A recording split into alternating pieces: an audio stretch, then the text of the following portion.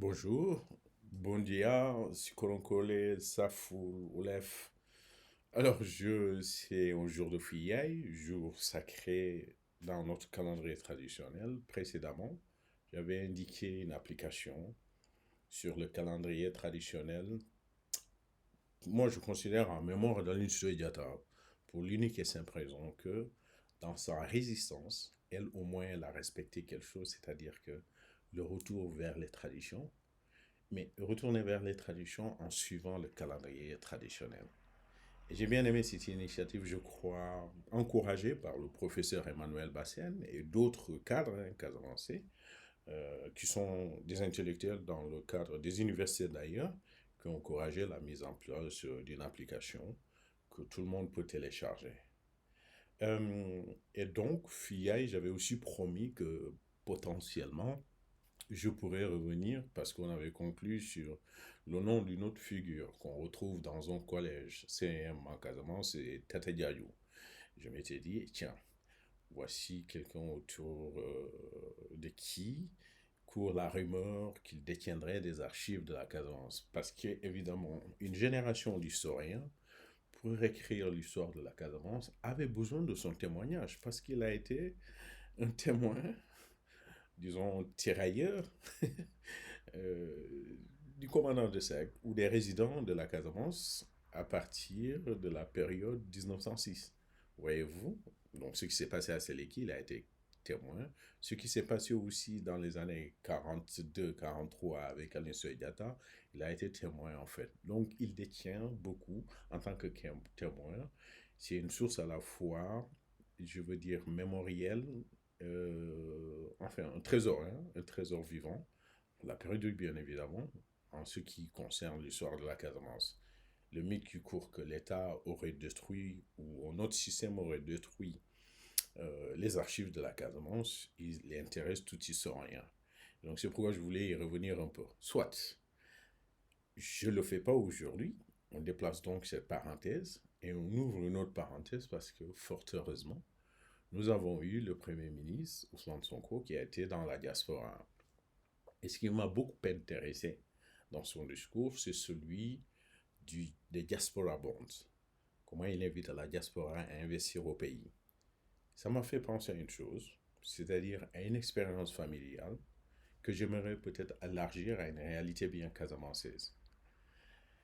Moi, je pense, et vous allez peut-être me contredire, qu'il y a une élite en Europe, dans la diaspora, qui veut investir au Sénégal, mais en Casamance.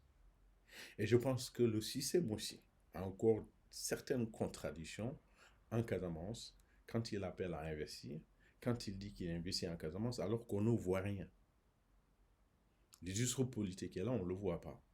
Et quand on dit on veut faire appel au secteur privé, on voit bien que le secteur privé dont on fait appel, les Casamancés ont une certaine réticence parce que quand ils vont se lancer en Casamance, le risque qui court derrière, c'est que ce sont des rebelles. Je donne un exemple.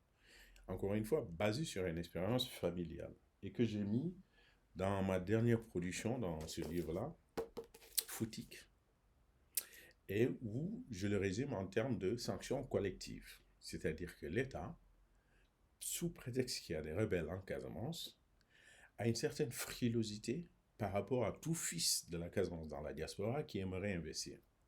Il a même une frilosité sur tout ce qui est Casamance. C'est la preuve, Ousmane Sonko. Il démontre sa sénégalité. En voulant être chef de l'État du Sénégal, on fait tout pour le lui interdire. Et mieux, on lui colle cette image de rebelle pour le pousser sous forme de repoussoir, pour le présenter sous forme de repoussoir par rapport à ceux qui se considèrent comme républicains et qui considèrent que la nation n'a rien à faire avec des enfants de la Casamance qui, de facto, parce qu'ils ont un discours virulent par rapport au système tel qu'il marche, sont vite labellisés en rebelles. Et la période d'Ousmane Sonko, que j'ai réduit en un concept opératoire de événements d'Ongor, en incluant la période 2021, quoique les événements d'Ongor soient antérieurs à la période où Ousmane Sonko, les Guy-Marius Sagna sont sanctionnés par l'État, les Boya Diatta, etc. On en connaît des élites casamancaises qu'on a fait souffrir, sous prétexte qu'ils ouvrent trop la gueule. Vous avez vu Ousmane Sonko, Guy Sagna, il y en a d'autres. Je peux vous donner un exemple. Je m'écarte d'ailleurs. Et donc, les événements d'Ongor, je l'utilise comme une monogénèse, c'est-à-dire qu'un événement antérieur dont la présence ou le symbolisme peut recouvrir d'autres événements. La souffrance d'Ousmane Sonko, certes, a commencé bien avant, à partir de 2019, mais les événements d'Ongor nous permettaient d'avoir un élément probant pour démontrer que la manière dont l'État s'acharnait sur Ousmane Sonko, alors que c'est un Dakarois, Atepa aurait dit Mboye Dakar, la manière dont l'État s'est acharné sur lui, quelqu'un le disait récemment, s'il portait un autre nom que Sonko, s'il était un Diagne, l'État n'aurait pas mis autant de violence sur lui. Pour la preuve, il a fallu que les événements d'Ongor éclatent, qu'on voit que le Sénégal dans son entièreté et l'homme politique sénégalais dans cet imaginaire islamo-wolof, c'est un concept que les historiens et sociologues ont mis en place, commence à sentir combien l'État est violent par rapport aux citoyens parce que les Ngorois ont souffert. Malheureusement, mais nous y reviendrons. Ça ne commence pas qu'en Ngor. Ousmane Sonko, il est traité de rebelle parce que depuis 1982, les Casamançais qui ont osé ouvrir la voie pour dire non à l'État sont vite traités de rebelles, poursuivis, obligés à vivre dans le maquis, obligés à prendre les armes pour se défendre. Voici ce que je défends, je décris ici. Mais je suis ouvert au débat. Soyons ça, je suis universitaire. Donc j'aimerais que les gens lisent et je suis prêt, tout intellectuel sénégalais, à venir discuter sur cette problématique et ma manière de théoriser le rapport entre l'État, la violence et la Casamance. Bref, dans cet exemple, donc, ce qui nous intéresse ici avec les Diaspora Board, c'est de dire au Premier ministre Ousmane Sonko, il y a des Casamancés qui veulent investir au Sénégal, mais en Casamance, mais qui souffrent d'une sanction collective, celle qui ressemble à celle-ci. Quand on a fermé les universités ici en 2023, ou quand on a empêché ce qu'on a appelé le blocus de la Casamance, la navigation fluviale après une courte période sur le terrestre et l'aérien, la navigation fluviale a porté un coup dur à l'économie casamançaise à travers le port de Ziguinchor que gère un certain Pascal Hemba, un grand. Et alors, Pascal Hemba, intéressant de dire, savez-vous que celui-là, il a fait ses études en Europe et qu'il a décidé de venir investir en Casamance petit à petit. Et Pascal Hemba, un de ses amis, qui est un peu plus âgé que lui, qui est mon grand frère, donc je l'appelle mon grand frère, est tombé dans le piège aussi de vouloir investir en Casamance. Dans les années 80, après l'éclatement du conflit, d'aucuns pensaient que, voilà, le modus, enfin je n'allais pas dire modus, ou bien le discours ou la raison profonde du soulèvement, c'était une sorte de mépris de l'État par rapport à ce qui se passe à l'investissement. L'État n'était pas présent à Casamance. Et que donc, il fallait que l'État investisse en Casamance pour le développement de la Casamance.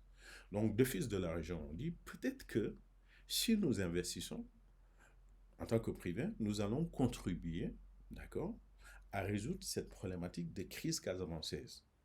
Et c'est là où un membre de ma famille intervient en termes de développement du monde rural. Et c'est très simple, il fait une demande de financement. Pourquoi faire? Pour créer une usine, une mini-laiterie de lait en Casamance. C'est un projet donc de développement du monde rural. Parce que le lait qu'il veut créer, dans ces études de marché, c'est d'abord qui sont les paysans, les détenteurs de vaches dans le Grand Bignona, le Grand Bignona, le Fogny qui va jusqu'à donc la moyenne Casamance. Enfin, vous voyez aujourd'hui, quand on dit Fogny, vous pensez que ça s'arrête ici à Bignona, etc. Non, ça traverse en moyenne Casamance. Bon, on pourrait revenir sur la régionalisation et cet esprit politique de nos aînés, comme de nos papas, comme Bala Moussa Dafé, qui ont pensé que oui, la meilleure façon de distribuer les élites politiquement, des places aux élites politiques, c'est de diviser la région en trois. Mais il reste dans l'esprit de la région, la Casamance naturelle.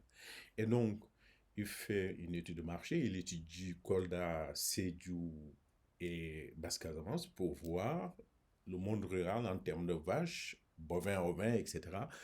Quels sont les besoins? Et veut donc lancer son usine de mini-laiterie, mais aussi de fabrication d'embouches bovines et ovines.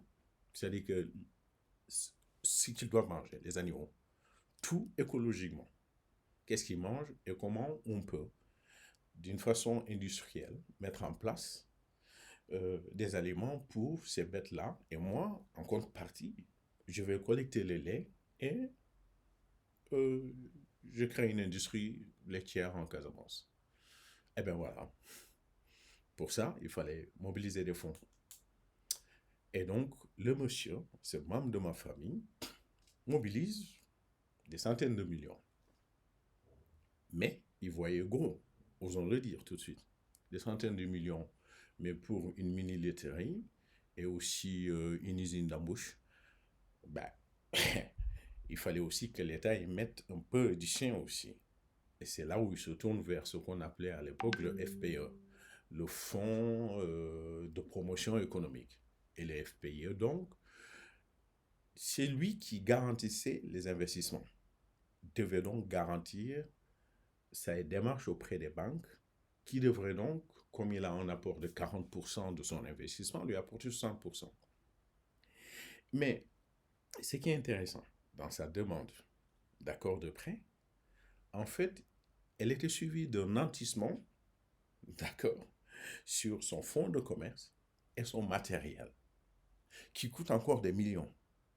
Autrement dit, s'il lui arrivait demain des difficultés pour son industrie ou même de remboursement, eh bien, les banques peuvent facilement récupérer son matériel, le vendre et puis rentrer dans leur fonds. Encore que le FPE intervient dans ce sens pour un remboursement, une garantie de 50%. Disons donc que s'il prend 40% et que les autres doivent intervenir à 60%, ou s'il baisse, ils interviennent, est-ce que le FPE en échange aussi arrive à 50%? Je crois que ça devrait tourner autour d'un remboursement, d'accord, de 20%, d'une intervention de 20% du côté de la banque. Voyez-vous, c'est ça que la banque n'arrive pas à lui donner. Le mec court depuis des années, jusque dans les années 94. Et bingo, c'était la dévaluation. Mais mettons ça de côté. Mettons ça de côté. La dévaluation fait que comme il était nanti en euros, il était au Crédit Lyonnais. Et donc, les 200 millions, 300 millions qu'il apportait, tout à coup, se retrouvent au double de millions en CFA. Mais aucune banque, finalement, n'accepte de lui donner, malgré la garantie du FPE. Mais disons-nous la vérité, je ne suis pas économiste, je suis historien, j'étudie un peu et je sais analyser un peu comment marchent les banques, et les banques et les fonds de promotion et l'État. Et supposez une chose, savez-vous que par exemple, si quelqu'un n'arrive pas et est endetté jusqu'au cou et qu'il va vers les banques, la première des choses à lui alerter ça, c'est que c'est la banque centrale qui doit savoir que cet industriel n'a plus rien, attention, ne lui prêtez pas. Autrement dit, autrement dit, nos banques, celui qui détient le réel pouvoir de l'argent, c'est les BCAO, donc c'est la BCAO centrale. C'est donc l'État qui donne de l'argent à l'État, aux banques et qui sont en mesure de dire aux banques, OK, on a vu qu'un tel a pris un prêt ici, faites attention, ne lui donnez pas un prêt ailleurs. Autrement dit donc, nos rapports avec les banques reviennent toujours à un pouvoir que l'État a avec. Mais bon, ça c'est compliqué, on n'entre pas dans ça. Moi-même, je ne connais rien. Laissez cette problématique aux économistes. Bref, nous revenons donc, ce grand frère n'arrive pas à obtenir un prêt auprès des banques, malgré la garantie de l'État et du FPE. Qu'est-ce qu'on lui balance? Allez, en détail, on va lui dire, oh, vous avez vu gros là, d'accord? L'investissement que vous demandez pour la Casamance, c'est trop gros, ça demande beaucoup d'argent. Mais le gars, il a mis en place 400 millions. D'accord, et vous demande quelques 200 millions. Vous lui dites que c'est trop gros ce qu'il demande à une banque à l'époque. Alors que vous, même, bon, bref, alors qu'on connaît bien que dans le gouvernement, il y a des gens qui volent plus que ça. Et qui sont ceux qui ont fait tomber les banques ici? Ce sont des gens qui avaient une comptabilité à l'intérieur, des devises dans ces banques-là? Non, je ne crois pas, hein. C'est des politiciens à qui on a fait confiance. Je crois que chacun a suivi ça. Et donc, on lui dit, allez, enfin, c'est surdimensionné ce que vous demandez comme prêt. Bon, ça suffit pas. Ça, c'est un prétexte. Et après, l'autre prétexte, c'était de lui dire, c'est un problème lié à l'évolution du secteur. Un problème lié, une militaire au Sénégal dans les années 80-90 et le serait lié à l'évolution du secteur. Bon, on y revient, parce que l'autre élément qui va suivre. Alors, par rapport à ça, c'est la faiblesse, quoi, des garanties. La faiblesse des garanties. Quelqu'un, quelqu'un, d'accord, qui met des centaines de millions à un fonds de commerce, achète son matériel, est garanti par le FPE. Il vous donne ça. D'accord? En vendant son seul matériel, vous pouvez vous rembourser et vous osez dire que c'est la faiblesse des garanties. Donc, ça revient à la même chose, hein?